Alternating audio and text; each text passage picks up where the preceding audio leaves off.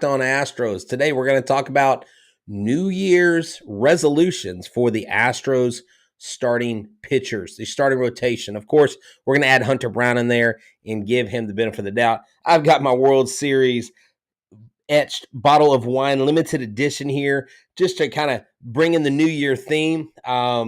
So that is pretty awesome. I don't know about y'all, but last night was fun. 2022 was fun. But we don't look in the rearview mirror here at Locked On Astros. We look forward. So let's get started right now. Hello and welcome to Locked On Astros, your daily Astros podcast. Here are your hosts, Eric the Man Huysman and Brett Htown Wheelhouse Chancey.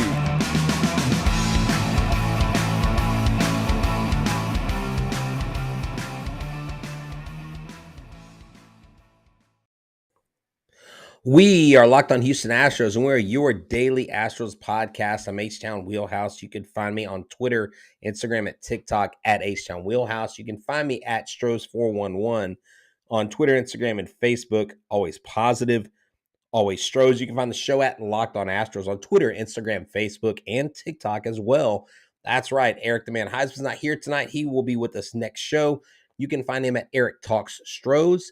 On Twitter. You find him at Eric Huysman on Instagram as well. So thank y'all so much for tuning in. This episode tonight is brought to you by Bet Online. Bet Online is your number one source for sports betting info, stats, and analysis. Bet Online, it's where the game starts. So Happy New Year, y'all. Thank y'all so much for coming back. It's another season. We literally start another year. And we get to say this. The Houston Astros are the defending World Series champions. And so item number one is let's defend that title. Well, someone might say, well, you know what? Wait, hold on. You're putting the cart before the horse, Htown. You can't talk about that yet. You've got to go to spring training. You got to get the reps in. You got to see who's where and health and what's going to happen. And are we going to get someone at the trade deadline? I know. Calm down. But we are defending the title. And guess what? This is episode 999. Well, that's right. 999, as Dirk Nowitzki would say when he would say, no, it's 999. That's right. And I'm so excited about that. You know, I got my brand new world championship, my brand new world champion polo, my world champion hat. I got my world champion limited edition bottle of wine. It's perfectly closed. It's not open. Okay. I've got my banner. I mean, it's all working here. We're so excited. I really hope that you caught our last few episodes to close out 2022. If you missed that, please go check that out. If you're listening on audio, please check us out on YouTube. We are so close. We're at 6,650 subscribers right now on YouTube. We would love to get to 10,000 by mid-season. That would be such a huge boost for us and for you guys to grow the audience. And let me say thank you to y'all. I know I said thank you in the video, but this last year we hit 1.3 million downloads, and we couldn't have done it without you. We did it with the viewing audience, with the listening audience, and you guys brought it every single time. I've got so many here that are returners. Mr. Rashad, Happy New Year to you. Adley, Happy New Year to you. Osgur, Happy New Year to you, sir. And also, last but not least, right now on the docket, Jonathan Rogers, Happy New Year. Thank you so much for listening. You know, Mr. Corona,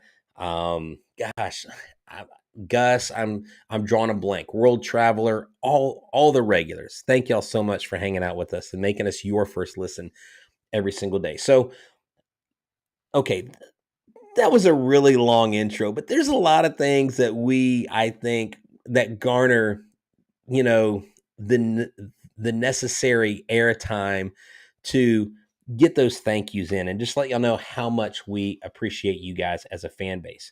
So I've got some notes here, and I went through and I looked at the starting pitching, the starting rotation of who I think it's going to be. And I made this a 6-man rotation. I don't know that it's going to be that all season.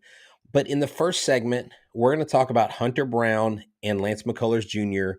and what I think their New Year's resolutions are going to be. I then took a look at Christian Javier and Framber Valdez to see what their New Year's resolutions would be. And then I took Luis Garcia and Jose Urquidy to see what their New Year's resolutions would be. So we're going to start with Hunter Brown, the young gun. Oh, Happy New Year, Justin, to you. Thank you so much, sir, for supporting the show. Thank y'all. Thank you, everyone. And Eric says Happy New Year's in his absence. Hunter Brown. The question with Hunter Brown is how many starts is he going to get? And so we're going to talk about New Year's resolutions, okay? If you go to the fan graphs, and this is where a lot of this information comes from, is we do projections. We're looking at the projections from fan graphs. And I think at times fan graphs is ultra conservative, but projections and predicting baseball is probably one of the most impossible things. It's like predicting where a storm's going to hit, or if you see 100% chance of rain, well, in your viewing area, there's a 100% chance that someone's getting rain. It doesn't mean you'll get any rain. So we're going to go with these Zips projections, okay? What they're saying is that Hunter Brown will have will appear in 24 games, okay? He will let's see, no, I'm sorry. He will appear in 54 games and he will start 10, okay? So they're saying he's going to start 10. He's going to appear in 54 games. They say he's going to have a 9.81 Ks per nine. And they don't have his home run numbers, his home run to fly ball numbers. But a New Year's resolution, I think, for Hunter Brown is this: that he starts 20 to 25 games. Now, I'm going to say this. This is going to depend on if they go with the 6-man rotation. This is going to depend on if somewhere in the trade deadline, maybe they trade somebody and he gets in there. So, when I get to the third segment, what can Brown do for you? If I get to the third segment and I say that Jose Urquidy and I say his numbers, it might be hard for every one of these pitchers to hit these resolutions of mine for them. But this isn't a perfect scenario if they pitched all season. I would like to see Hunter Brown log 115 to 120 innings pitched. His highest was last year at 126.1 inning. And so I think Hunter Brown, 120 innings is a very achievable goal, even to go beyond that. I want him to have a resolution. Happy New Year's to you, Mr. Garcia, of recording between 9 and 11 wins on the season. He's projected to be 6-5. I think that he needs to get his strikeouts per nine above 10 and keep his his walks per nine right at 3.10 or below. So I really think that Hunter Brown can, if he does these things, he will be on his way to Rookie of the Year. So if you're looking at Hunter Brown as a leading candidate for Rookie of the Year, I think he needs to have 20 to 25 starts. He needs to log the innings. He needs to have at least 120 innings. I don't think that's difficult for him to do. He can do that. And who knows if he starts out as a starter, as a long reliever. I don't know what they're going to do, and nobody really knows what they're going to do. So the second person that we want to talk about in this segment is Lance McCullers Jr. And where do we see Lance McCullers Jr. and what his New Year's resolution is? Okay. I see Lance McCullers Jr. here. They have him at a 10-8 record with 148 innings pitched. Okay. Yes, Hunter Brown can easily go 10-5, as Jonathan Rogers says. Let's go Astros, Miss Kern. So let's look at Lance McCullers Jr. So they're projecting him to go 8-10 with 148 innings pitched. They predict that he will start 26 games. He will get 146 strikeouts. What I need Lance McCullers to do this year is I need him to start 28 games, not 26. I need him to stay healthy.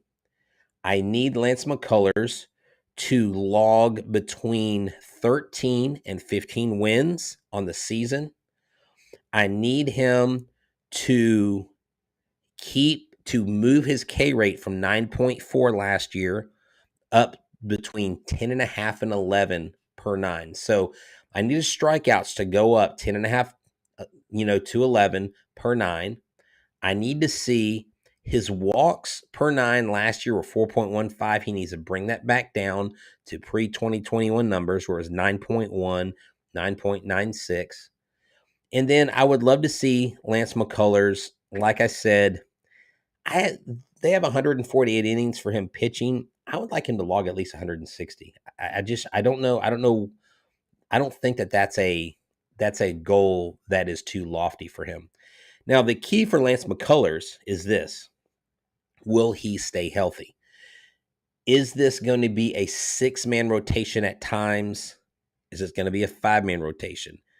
After going through the 5-man rotation 2 or 3 times, is McCullers going to need rest? Will he go on a 2-week hiatus where you have Brown start in his place, or where you have someone come up like a Belak or someone like that?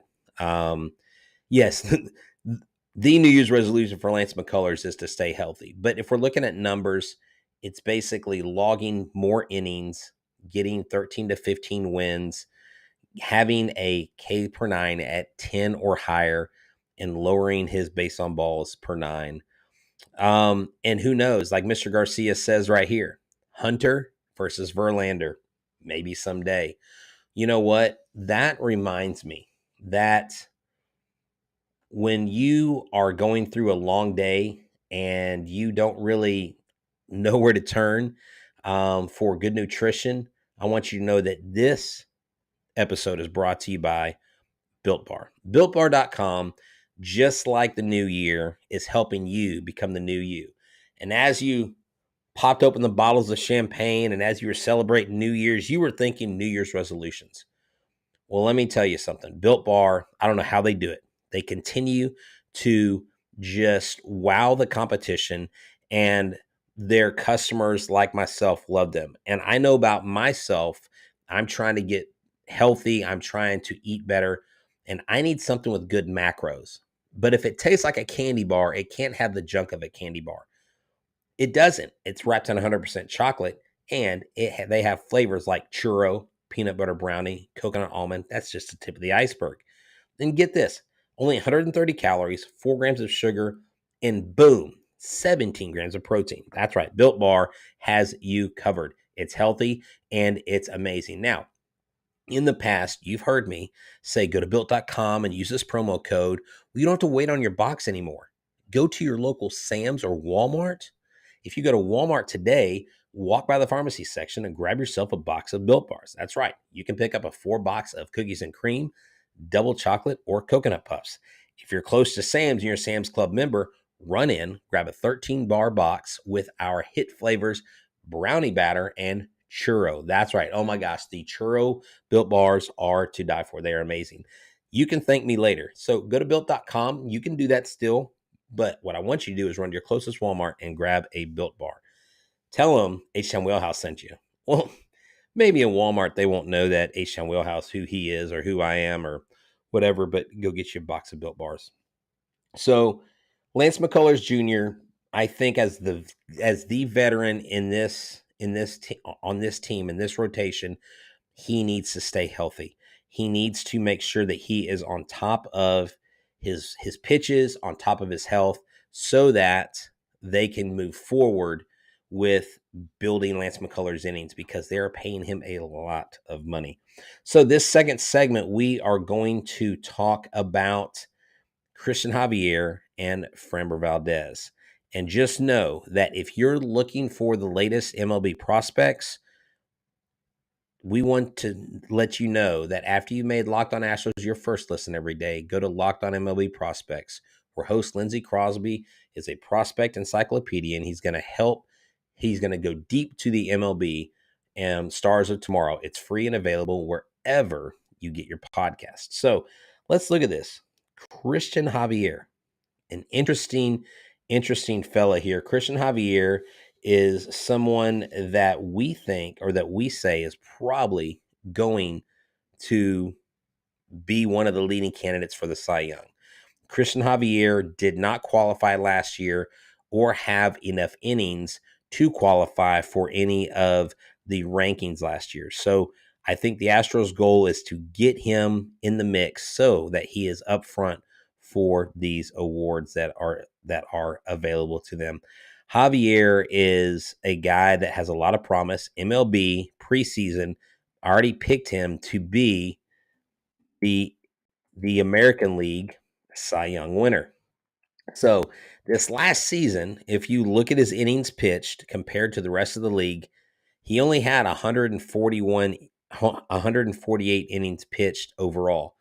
This season, he's going to have to go over that, and he's going to have to pitch more than he's ever pitched. So my New Year's resolution for Christian Javier, Zips has him starting 29 games, pitching 168 innings, having a Ks per nine at 10.86, having a walks per nine, 3.55, and a WAR of 2.3. Those are his projections. Okay. I need Christian Javier to start. Now, this is going to be a lofty goal, but my expectations for him are very, very high. Christian Javier, New Year's resolution to start 33 games.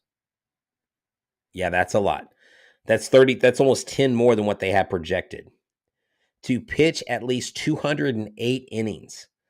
That's basically 7.2 innings.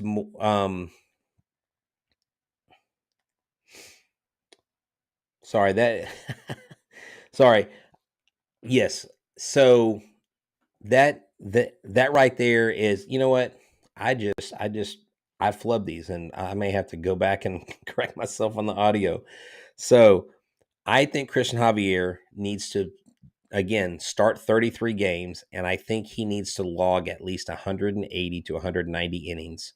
I think he needs to win between 15 and 18 games and lower his walks per nine.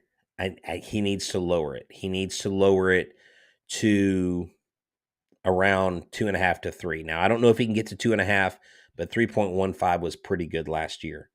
I really believe that his home run to fly ball ratio is excellent.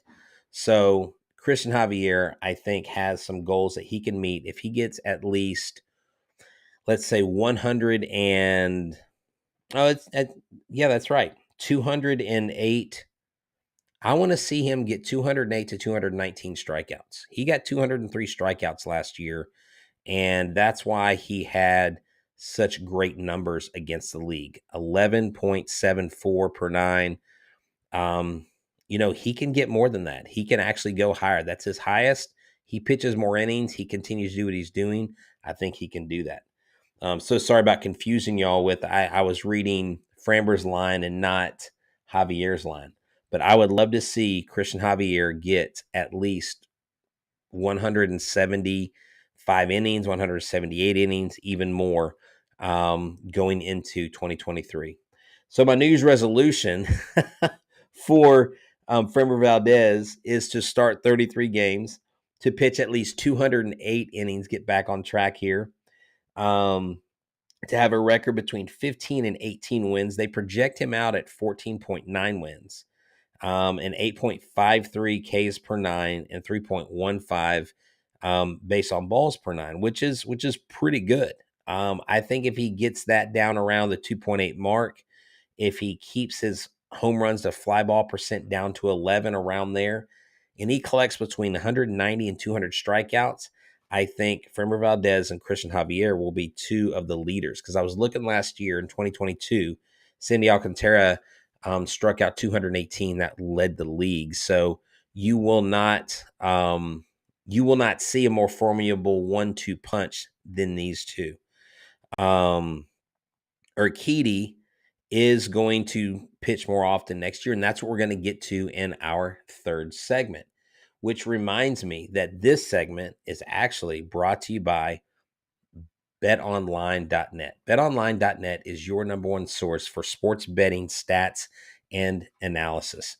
Get the latest odds and trends for every professional and amateur league out there, from pro football to college bowl season to basketball, whatever it is you want. Now, let's talk about the betting line for the January 9th National Championship game. TCU, which is a Texas team, versus Georgia.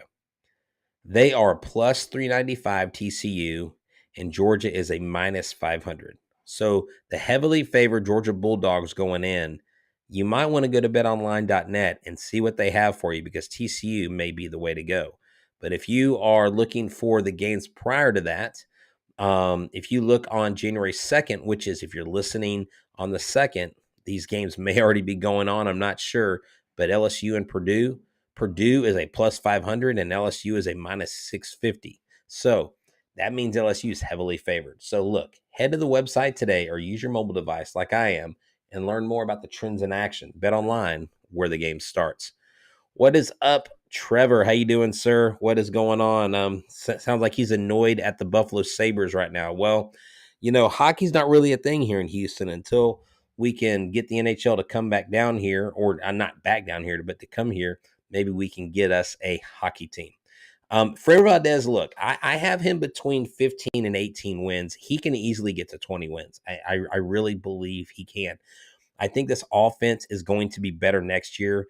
And we're going to talk about New Year's resolutions with the relief, with the relief pitchers, the bullpen, and the starting nine, and what needs to happen. And one of those things that we're going to discuss next time Eric is on, probably, I don't know if it's going to be our 1000th show, which is the next episode we have, but they're going to have to get off to a better start early on, especially when you don't have Verlander at the forefront of that.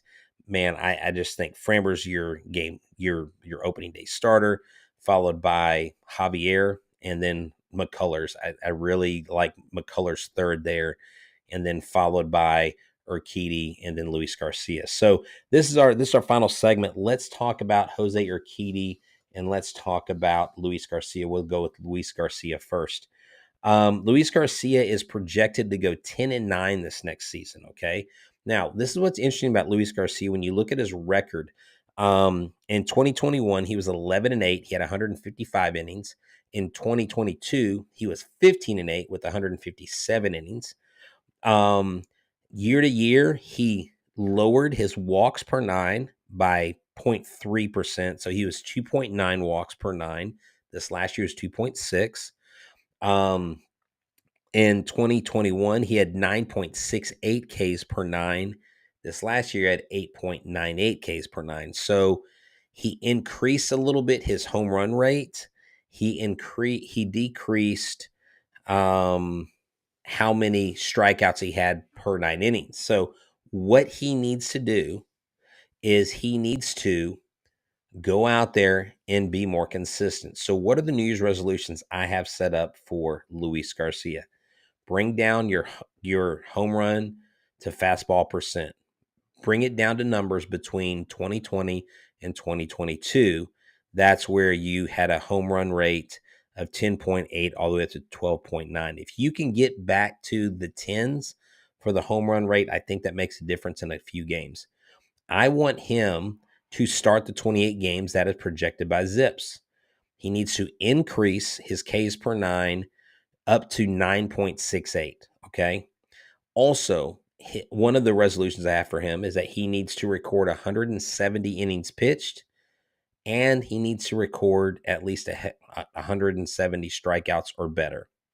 His record that he needs to seek is 15 to 17 wins. Now, Zips has him at 10-9 wins, and I'm just saying these are New Year's resolutions. We all know New Year's resolutions aren't always kept. Sometimes you modify them. Sometimes you think twice about making them. But I think Luis Garcia has the opportunity to have a very good season, and here's why. There's not any pressure on him. There's more pressure on Hunter Brown. There's more pressure on Framber. There's more pressure on Javier because of the expectations. And I think the residual effect is going to be good in that Jose Urquidy and Luis Garcia both are quote unquote under the radar. They are not the guys that people are talking about. Now in Houston, we know about them. In Houston, we talk about them. But outside of Houston, there's not a whole lot of buzz. Is Hunter Brown going to be Rookie of the Year?